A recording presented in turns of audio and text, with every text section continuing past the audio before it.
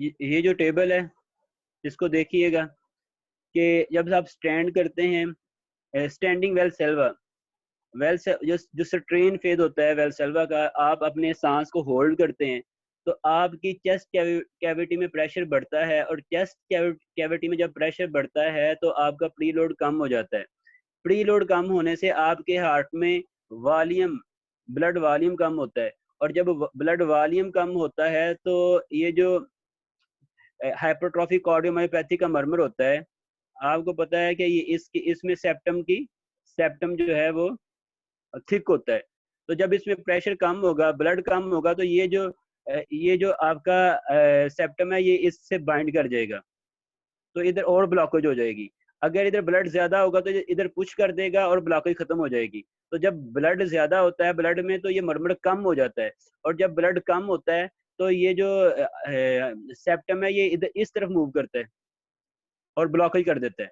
तो ये pre load जब कम होगा तो आपका जो वॉल्यूम है हार्ट में वो कम हो जाएगा, और जब वॉल्यूम हार्ट में कम होता है तो दो मरमर इंक्रीज होते हैं, वो है माइट्रल वेल प्रोलैप्स और हाइपरट्रॉफिक कार्डियोमायोपैथी। उसके बाद है जो मरमर प्री लोड कम होने से कम होते हैं, ये हैं वो मरमर जो इंक्रीज होते हैं।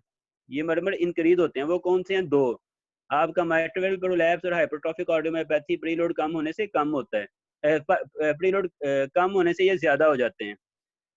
जबकि जो आपके जितने भी दूसरे मरमर हैं, almost all murmur of the heart, वो प्री लोड कम होगा तो वो भी कम हो जाएंगे। पानी ब्लड कम होगा हार्ट में तो वो भी कम होंगे। यानी कि जितने भी मरमर हैं जब ब्लड कम होता है हार्ट में कम होते हैं, जब ब्लड ज्यादा आता है यानी प्री लोड ज्यादा होता है तो वो ज्यादा होते हैं, सिवाय दो के। उन्होंने प्री लोड के उल्ट जाना है, वो है माइट्रल वेल प्रोलैप्स और हाइपरट्रॉफिक कार्डियोमायोपैथी। उसके बाद पैसिव लेग रेज और स्क्वेटिंग है। जब आप पैसिव लेग रेज करते हैं तो प्री लोड इंक्रीज होता है, यानी कि वॉल्यूम हार्ट में इंक्रीज हो जाता है। और जब आप स्क्वेटिंग करते हैं, स्क्वेटिंग ये वाली कंडीशन है, इस तरह बैठना, तो यानी इस तरह होल्ड करना अपनी बॉडी को, तो इसमें आपका प्री लोड भी इंक्रीज होता है, आफ्टर लोड भी इंक्रीज होता है, और as a result heart volume increase होता है। और जब हार्ट वॉल्यूम इंक्रीज होता है तो आपको पता है कि जब भी ब्लड वॉल्यूम इंक्रीज होगा तो सारे के सारे मरमर इंक्रीज हो जाते हैं। ऑलमोस्ट ऑल मरमर इंक्रीज होते हैं सिवाय दो के, उन्होंने उल्ट वो है माइट्रल वेल प्रोलैप्स और हाइपरट्रॉफिक कार्डियोमायोपैथी। वॉल्यूम इंक्रीज हुआ, प्री लोड इंक्रीज हुआ तो ये डिक्रीज हो जाएंगे। बाकी जितने भी मरमर हैं वो प्री लोड के इंक्रीज होने से इंक्रीज होते हैं। अजान सुन लें।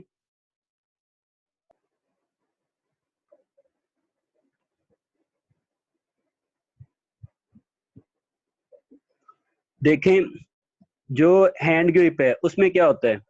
हैंड ग्रिप में आप ये करते हैं कि अपना हैंड ग्रिप में आप ब्लॉकेज कर देते हैं आगे। हैंड ग्रिप में क्या होती है, ब्लड वेसल की ब्लॉकेज होती है। जब आगे ब्लड वेसल की ब्लॉकेज हो जाती है तो जो ब्लड होता है वेसल में वो बैकवर्ड मूव करता है, बैकवर्ड मूव करता है, बैकवर्ड मूव करता है। और जो बैकवर्ड मरमर होते हैं, जो ब्लड के बैकवर्ड आने से प्रोड्यूस होते हैं, वो इंक्रीज हो जाते हैं, वो इंक्रीज हो जाते हैं। वो कौन कौन से हैं? वो एओर्टिक रीगर्ज है, वो माइटर रीगर्ज है, या वीएसडी है। और जो मरमर डिक्रीज हो जाते हैं, जो हैंड ग्रिप करने से डिक्रीज हो जाते हैं, वो कौन से हैं? वो आपको पता है ये एओर्टिक स्टेनोसिस है। ये आगे आपने ब्लॉकेज कर दी तो ये फॉरवर्ड मरमर था, आगे ब्लड जाना था, अब आगे ब्लड कम मूव करेगा तो क्योंकि आगे ब्लॉकेज है तो ये मरमर कम प्रोड्यूस होगा। तो एओर्टिक स्टेनोसिस का जो मरमर है वो हैंड ग्रिप से सॉफ्ट हो जाता है, डिक्रीज हो जाता है। या फिर जो आपके हाइपरट्रॉफिक कार्डियोमायोपैथी का मरमर है, जब आप हैंड ग्रिप करते हैं तो सारा ब्लड अंदर आ जाता है, पूल अप हो जाता है ब्लड, और ये ब्लड पूल अप होने की वजह से ये जो सेप्टम है ये दूसरी तरफ मूव करता है और ये ब्लॉकेज ओपन हो जाती है। तो इस तरह ये हाइपरट्रॉफिक कार्डियोमायोपैथी का मरमर और एओर्टिक स्टेनोसिस, ये दोनों मरमर कम हो जाते हैं, जबकि बैकवर्ड मरमर जो हैं वो हैंड ग्रिप से ज्यादा हो जाते हैं। उसके बाद है इंस्पायरेशन पे, आपकी इंस्पायरेशन पे क्या इफेक्ट आता है। जब आप इंस्पायर करते हैं, जब आप इंस्पायर करते हैं तो वेनस रिटर्न इंक्रीज होता है। जब वेनस रिटर्न इंक्रीज होता है तो राइट साइड के जो मर्मर हैं वो इंक्रीज हो जाते हैं, जबकि जो लेफ्ट साइड के मर्मर हैं वो डिक्रीज हो जाते हैं। लेफ्ट साइड के मर्मर इसलिए डिक्रीज होते हैं कि जब आप इंस्पायर करते हैं आपकी चेस्ट कैविटी का साइज इंक्रीज होता है। तो चेस्ट कैविटी का साइज इंक्रीज होने की वजह से जो ब्लड होता है हेड से भी और बॉडी से भी, वो राइट हार्ट में आता है। वो राइट हार्ट में आता है, क्योंकि हार्ट को एक्सपेंड करने की जगह मिलती है। तो जो राइट हार्ट है उसमें ज्यादा ब्लड आता है, वेनस रिटर्न इंक्रीज होता है, तो आपके राइट साइड के मर्मर इंक्रीज हो जाते हैं। जबकि जो लेफ्ट साइड है, इसने कहाँ जाना था, इसने लंग में जाना होता है, और उधर से आपका लेफ्ट हार्ट है।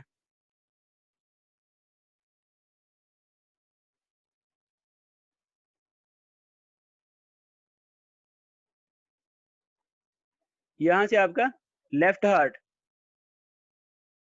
तो देखें, ये जब चेस्ट कैविटी एक्सपेंड करेगी तो उसके एक्सपेंड करने से राइट हार्ट में तो ब्लड ज्यादा आया, इसलिए इसके मर्मर इंक्रीज हो गए, राइट साइड के मर्मर इंक्रीज हो जाते हैं।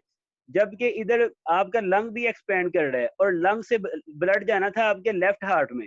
तो जब लंग एक्सपेंड करता है तो बजाय कि वो आगे ब्लड को पुश करे, लंग इंस्पायरेशन के दौरान अपने अंदर ही ब्लड को ले लेता है, उसे अकोमोडेशन दे देता है ब्लड को। तो आगे की तरफ लेफ्ट हार्ट की तरफ ब्लड कम जाता है, और लेफ्ट हार्ट की तरफ जब ब्लड कम जाता है तो मर्मर कम प्रोड्यूस होते हैं लेफ्ट साइड वाले।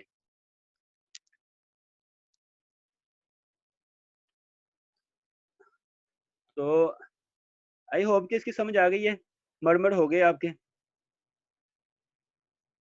तो लेफ्ट साइड के मर्मर जो है वो डिक्रीज हो जाते हैं और राइट साइड के मर्मर इंस्पायरेशन पे इंक्रीज हो जाते हैं।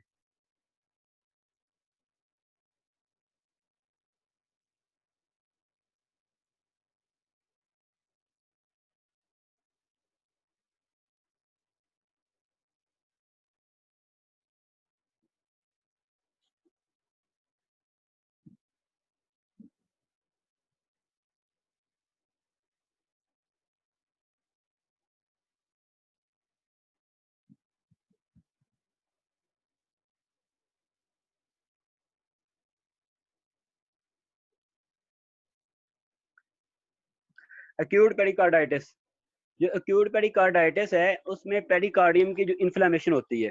एक्यूट पेरिकार्डाइटिस में पेरिकार्डियम की इन्फ्लेमेशन ऑफ पेरिकार्डियम, और उसमें प्रेजेंट किस तरह करता है पेशेंट, शार्प पेन के साथ जो शार्प पेन होती है, जो शार्प चेस्ट पेन होती है, वो एग्रीवेट करती है इंस्पायरेशन पे। जब आप सांस लेते हैं तो पेन ज्यादा हो जाती है।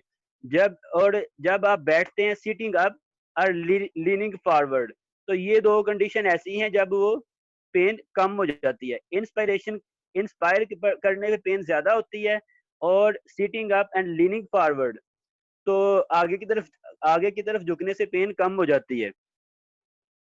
उसके बाद इसमें होता क्या है, इसमें कॉम्प्लिकेशन, एक्यूट पेरिकार्डाइटिस में इन्फ्लेमेशन होती है पेरिकार्डियम की, और उसकी वजह से पेरिकार्डियल एफ्यूजन भी हो जाती है, पेरिकार्डियल एफ्यूजन हो जाती है। और जब आप ईसीजी देखते हैं, जब आप ईसीजी देखते हैं तो उसमें आपको wide spread ST segment elevation और पीआर डिप्रेशन मिलता है। आप ईसीजी करते हैं, ये आपकी पी वेव है, ये आर इंटरवल है, ये आपकी क्यू वेव, ये आर वेव, ये एस, और ये एस टी सेगमेंट, और ये टी वेव। इसमें क्या होता है, इसमें जो आपका पी आर इंटरवल है उसका डिप्रेशन हो जाता है, वो इस तरह आता है, ये पी आर इंटरवल डिप्रेशन हो जाता है। तो पी आर इंटरवल की डिप्रेशन हो जाती है, और S T segment wide spread सारी लीड्स में, सारी की सारी लीड्स में आपको एस टी सेगमेंट एलिवेशन मिलती है, एस टी सेगमेंट एलिवेशन। इसमें होता क्या है, इसमें आम तौर पे किसी को वायरल इन्फेक्शन होता है, और वायरल इन्फेक्शन के कुछ टाइम बाद, कुछ एक हफ्ते बाद उसको चेस्ट पेन होना शुरू हो जाती है, चेस्ट पेन होना शुरू हो जाती है। और जब वो इंस्पायर करता है तो पेन ज्यादा हो जाती है, इंस्पायरेशन पे पेन ज्यादा होती है, और जब वो सिटिंग अप या लीनिंग फॉरवर्ड तो पेन कम हो जाती है। और इसके अलावा जब ये पेरिकार्डियल कैविटी थी, ये सॉरी, आपको पता है सबसे आउटर वो होती है आपकी फाइब्रस पेरिकार्डियम, उसके अंदर विजुअल पेरिकार्डियम होती है, उसकी 2 लेयर होती हैं। सीरस पेरिकार्डियम होती है, और सीरस पेरिकार्डियम की 2 लेयर्स हैं। आउटर पैराइटल लेयर होती है और इनर विजुअल लेयर होती है। तो इसके दरमियान जो कैविटी बनती है उसको कहते हैं पेरिकार्डियल कैविटी, और इसके बाहर होती है फाइब्रस पेरिकार्डियम। तो आपको ये तो पता चल गया, ये आपकी है विजुअल पेरिकार्डियम, और ये आपकी है पैराइटल पेरिकार्डियम, और इनके दरमियान सॉरी, ये है आपकी पैराइटल और ये है आपकी विजुअल। तो ये सीरस पेरिकार्डियम की 2 लेयर्स होती हैं, और इनके दरमियान जो कैविटी होती है इससे कहते हैं पेरिकार्डियल कैविटी। तो पेरिकार्डियल एफियन हो जाती है इसमें।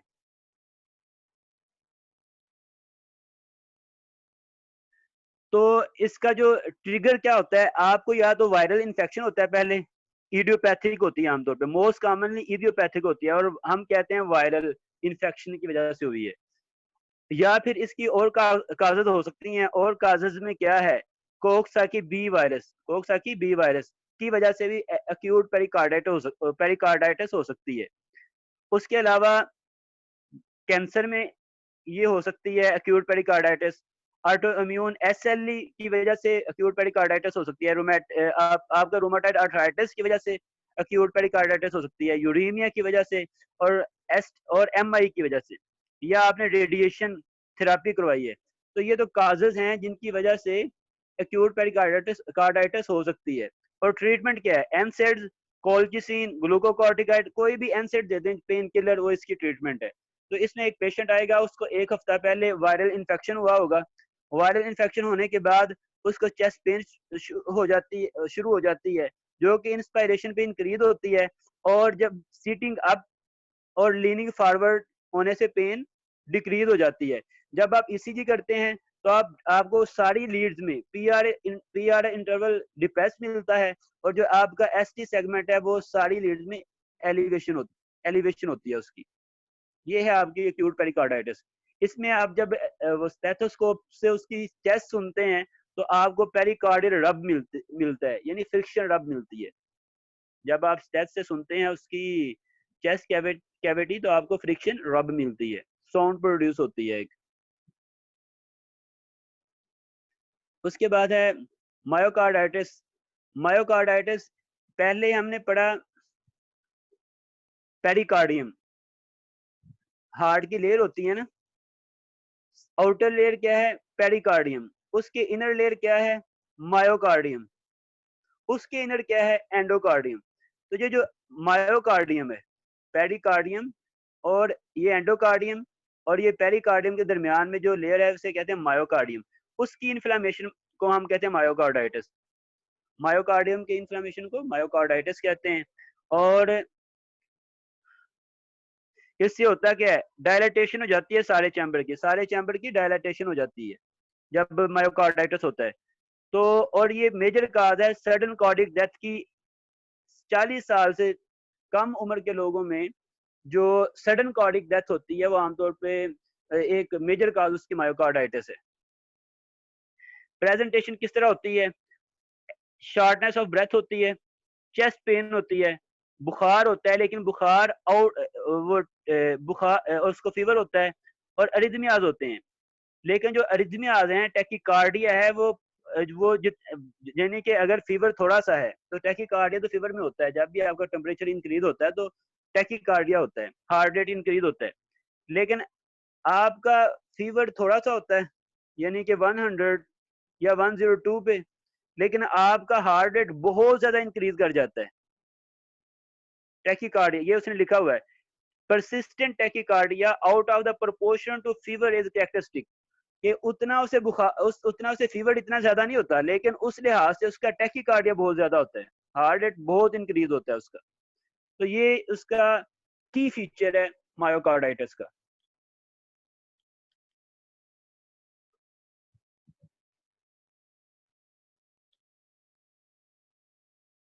उसके बाद है आपका ये इसकी काजेज क्या हैं। काजेज बस आपने याद करनी है, इसमें कोई कंसेप्ट वाली बात नहीं है कि इसकी काजेज ये हैं कि एडिनो वायरस, कोक्साइकी वायरस अहम है, और parvo virus, lymphocytic infiltrate, lymphocytic infiltrate with focal necrosis highly indicator of viral myocarditis। वो कहता है कि अगर ये आपका जो मायोकार्डियम मायोकार्डाइटिस हुआ है, आपका जो मायोकार्डाइटिस हुआ है उसमें लिम्फोसिटिक इन्फिल्ट्रेट और उसमें जो और उसमें नेक्रोसिस हो जाती है मायोकार्डियम में।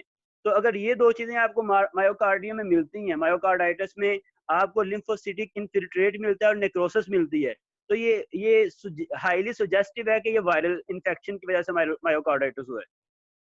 उसके अलावा मायोकार्डाइटिस जो है वो आपके ट्राइपेजोमा क्रूजी, टोक्सोप्लोस मुसलगोंडी, ये इतने अहम नहीं है।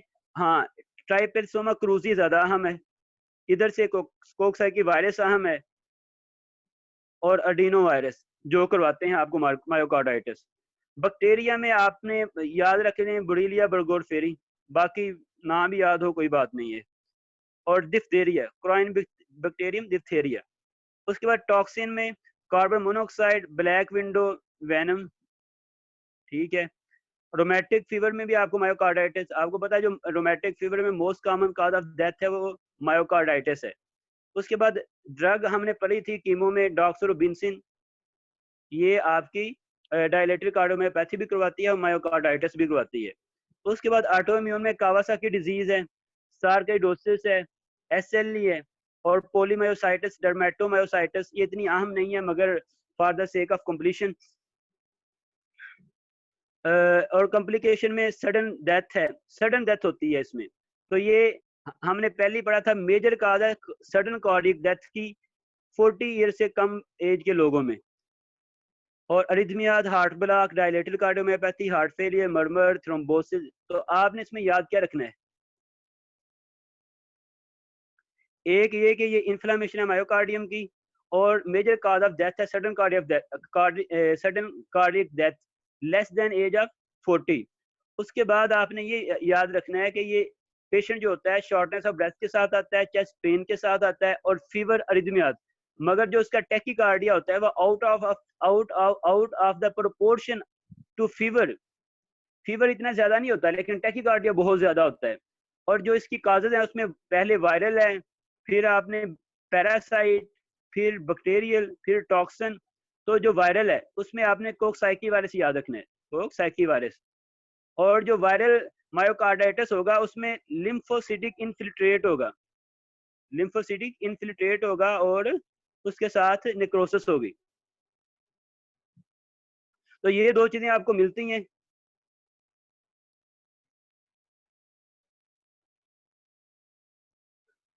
डिफरेंस आप वो आप डिफरेंट ये लैब, उसकी लैब करवाएंगे। पैरासाइट के लिए पैरासाइट की लैब्स हैं, वायरस के लिए वायरल। आप जो अज्यूम कर रहे हैं कि इसको वायरल इन्फेक्शन की वजह से पैराकार्डाइटिस हुआ है, तो हिस्ट्री भी बेस करता है कि आपने किस तरह डिफरेंशिएट करना है। आप बैक्टीरिया की हिस्ट्री होगी, बुरीलिया बर्गोरफेरी, उसके सिम्टम होंगे तो आप कहेंगे ये बैक्टीरियल मायोकार्डाइटिस है। वायरल सिम्टम होंगे, कोक्साइकी वायरस बी के और भी सिम्टम होंगे वायरल सिम्टम, तो उसकी बेस पे आप डिफरेंशिएट करते हैं। कोराइन बैक्टीरियम डिप्थीरिया के सिम्टम होंगे तो आप इसकी बेस पे करेंगे, उसकी इन्वेस्टिगेशन करवा लेंगे। तो इस तरह आप ये क्लू लेते हैं कि क्या हो सकता है, कौन मायोकार्डाइटिस की वजह क्या हो सकती है।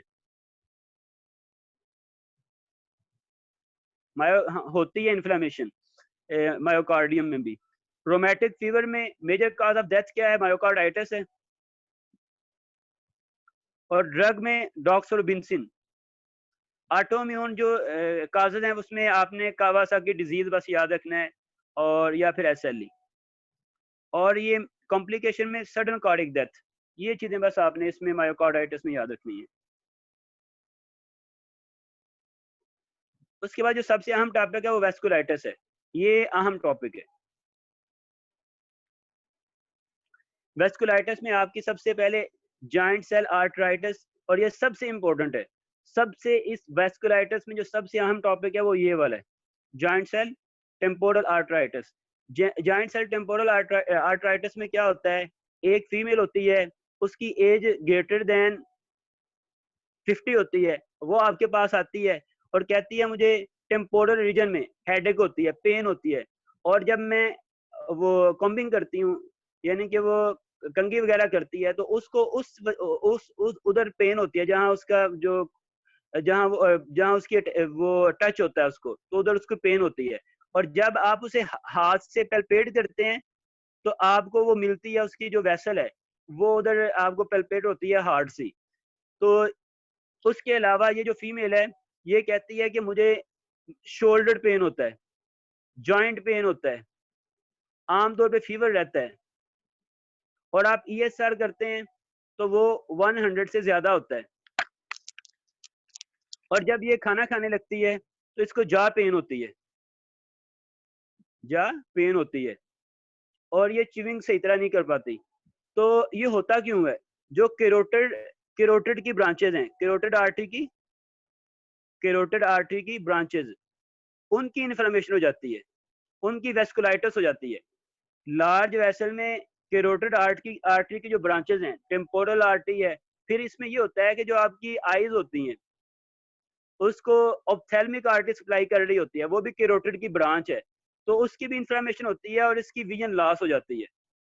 तो एक पेशेंट, एक फीमेल होगी जिसकी एज 50 ईयर से ज्यादा होगी, उसको टेम्पोरल रीजन में पेन होती है, और जा पेन होती है, शोल्डर पेन होती है, फीवर होता है आमतौर पे। ईएसआर में आपको 100 से ज्यादा ईएसआर मिलता है। और ये क्यों होता है, कैरोटिड आर्टरी की जो ब्रांचेज हैं उनकी इन्फ्लेमेशन की वजह से जॉइंट सेल टेम्पोरल आर्थराइटिस होता है। तो इसमें इसने क्या लिखा है, वो कहते हैं एल्डरली फीमेल होती है, यूनिलैटरल हेडेक होता है, और टेम्पोरल आर्टरी टेंडरनेस होती है। टेम्पोरल आर्टरी जहाँ होती है टेम्पोरल रीजन पे, वहाँ टेंडरनेस होती है, और जा क्लॉडिकेशन होती है। इरिवर्सिबल ब्लाइंडनेस हो जाती है, क्योंकि ऑप्थेल्मिक आर्टरी जो है उसकी एक्लूजन हो जाती है इन्फ्लेमेशन की वजह से। और इसमें पोलीमाइल्जिया रोमैटिका होता है। पोलीमाइल्जिया रोमैटिका मतलब है उसको फीवर होगा, उसको शोल्डर पेन होगी, उसको जॉइंट पेन होगी, इसे कहते हैं पोलीमाइल्जिया रोमैटिका।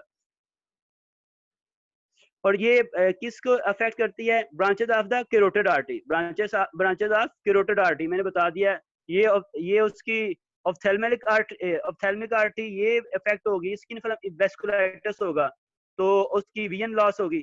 टेम्पोरल आर्टरी की वेस्कुलाइटिस होगा तो टेम्पोरल हेडेक होगा, और उसकी जो मैंडिबुलर रीजन को जो सप्लाई करती है उस आर्टरी की वेस्कुलाइटिस होगा। ये सारी की सारी ब्रांचेस किसकी हैं, कैरोटिड आर्टरी की। तो उसको जॉ क्लॉडिकेशन में पेन होगी, जॉ क्लॉडिकेशन होगी और पेन होगी।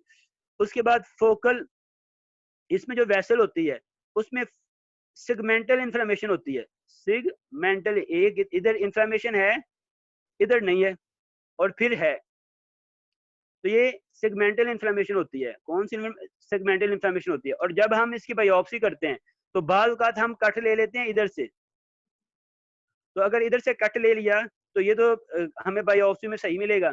तो इसलिए आपने मल्टीपल जगह से आपने बायोप्सी लेनी होती है वेसल की, ताकि आपको आप डिजीज को मिस ना करें। तो इसमें फोकल ग्रेनुलोमेटस ग्रैनुलोमा फॉर्मेशन होती है, फोकल सेगमेंटल ग्रैनुलोमा फॉर्मेशन होता है, फोकल सेगमेंटल ग्रैनुलोमा बनता है, यानी कि जॉइंट सेल बनते हैं। ग्रैनुलोमा का जहां भी मतलब आया उसका मतलब है उधर जॉइंट सेल है। ईएसआर 100 से ज्यादा होता है।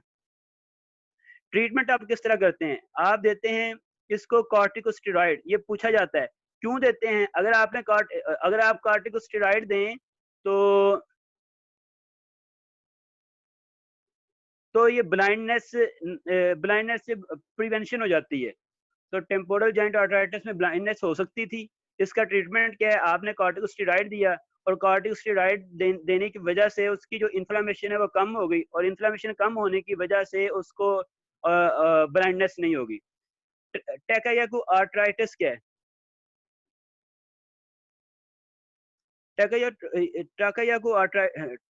टाकायासु आर्थराइटिस ये है कि एक समझें, ये एक नौजवान था,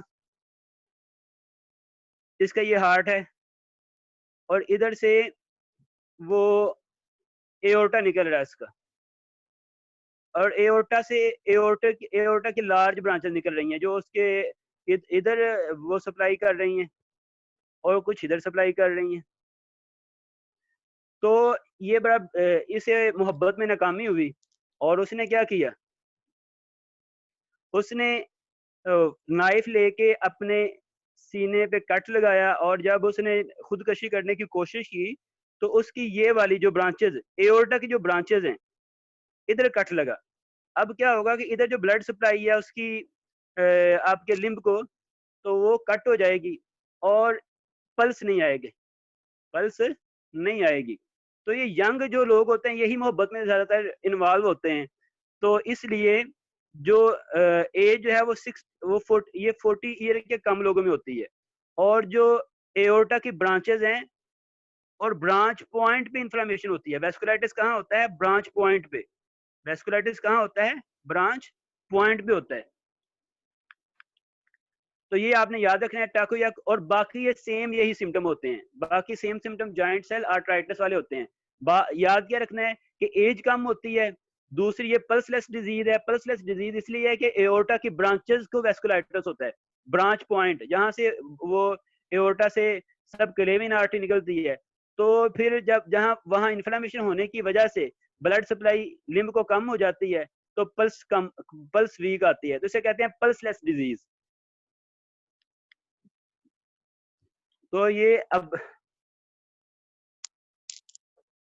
इसमें क्या होता है, एज आमतौर पे एशियन फीमेल में होती है, लेकिन उनकी एज, ये यंग लोग हैं, ये ओल्ड, ये भी फीमेल में है, ये भी फीमेल में है, ये ओल्ड फीमेल में है और ये यंग फीमेल में है। तो पल्सलेस डिजीज है। वीक अपर एक्सट्रीमिटीज पल्स, इसमें भी फीवर होता है उसी तरह, बाकी सारे सिम्टम उसी तरह हैं। वैस्कुलर आर्थराइटिस है, माइल्जिया है और स्किन ड्यूल, ऑकुलर डिस्टरबेंस, आई प्रॉब्लम्स, और ये भी ग्रैनुलोमेटस थिकनिंग होती है, उसमें भी फोकल ग्रैनुलोमेटस थिकनिंग हुई थी। Narrowing of aortic arch and proximal great vessel, जहां से ब्रांच पॉइंट है, एओर्टा ये है, उसका जो ब्रांच पॉइंट है जहां से जो वेसल ओरिजिनेट होती हैं, वहां वेस्कुलाइटिस होता है। और इसमें भी ESR इंक्रीज किया हुआ होता है। तो बस दो बातें आपने याद रखनी है इसमें कि ये 40 से कम में होती है, पल्सलेस डिजीज है, फीमेल में होती है, बाकी सारी के सारी सिम्टम और जाइंट सेल टेम्पोरल आर्थराइटिस वाली हैं इसमें। उसके बाद आप बर्गर डिजीज है। बर्गर डिजीज को याद रखने के लिए मैं आपको एक एग्जांपल दूंगा। एक पर्सन है, जिस तरह के आमतौर पे लोग स्मोकिंग करते हैं, तो स्मोकिंग किससे करते हैं? वो स्टाइल के तौर पे जो स्मोकिंग है वो अपने हैंड में, वो कहाँ से हैंड में पकड़ते हैं, इधर से, इधर उन्होंने सिगरेट पकड़ा होता है, तो जहां से पकड़ा होता है फिंगर में, उनकी हो जाती है गैंग्रीन, ऑटो एम्पुटेशन हो जाती है, ऑटो एम्पुटेशन हो जाती है। और जो उसके हैंड हैं, उधर की जो वेसल हैं वो स्पैज में चली जाती हैं, वो स्पैज में चली जाती हैं। और उसकी क्योंकि उसने सिगरेट इधर इधर से उसने स्मोकिंग कर रहा है, ये सिगरेट उसने पकड़ा हुआ है, तो एक तो इसकी वेसल में स्पैज में जाएंगी तो रेनॉल्ड फिनोमिना होगा, रेनॉल्ड फिनोमिना होगा। और उसकी जो वेसल हैं वो सुकड़ जाएंगी, वेजो कंस्ट्रिक्शन करेंगी, तो क्लॉडिकेशन होगी। क्लॉडिकेशन का मतलब होता है कि जब आप मसल यूज करते हैं तो जो आपकी वेसल हैं वो उधर ब्लड सप्लाई नहीं कर पाती, तो उधर पेन होती है, यानी कि इधर उसकी जो वेसल्स हैं वो वेजो कंस्ट्रिक्शन उनकी हो चुकी है, तो ब्लड सप्लाई इधर कम हो चुकी है। जब ये मसल मूव करेंगे तो मसल की मूवमेंट पे पेन होगी, उसे कहते हैं क्लॉडिकेशन।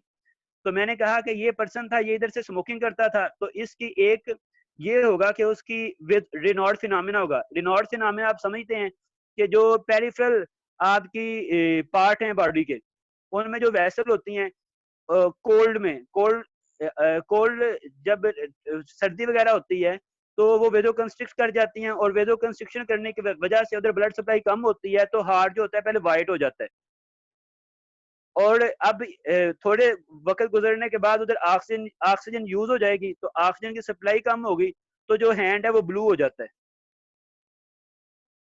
और जब इसको आप हीट देंगे तो ये फिर डायलेशन होगी, तो ये दोबारा रेड हो जाता है।